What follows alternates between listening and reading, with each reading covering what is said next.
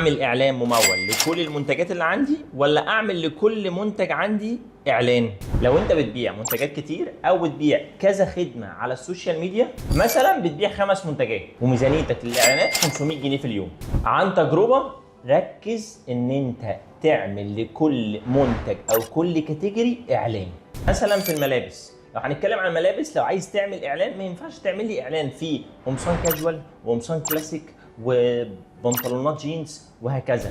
الافضل ان انت تعمل قمصان كلاسيك لوحدها، البنطلونات كلها لوحدها، البدل كلها لوحدها، بحيث ان العميل لما يدور على المنتج بتاعك يلاقي المنتج اللي هو بيدور عليه بالظبط.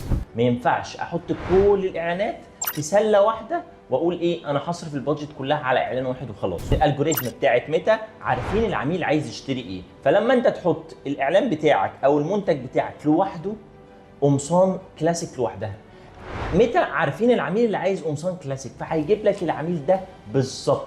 ان انت لما تقسم الميزانيه بتاعتك على كذا منتج هتعرف انهي منتج بيتباع اكتر، فبالتالي وانت بتشتري تاني ستوك عشان تحطه في المخزون ممكن تجيب من المنتجات اللي بتتباع اكتر دي تجيب منها مخزون اكتر، وبالتالي هتكسب اكتر.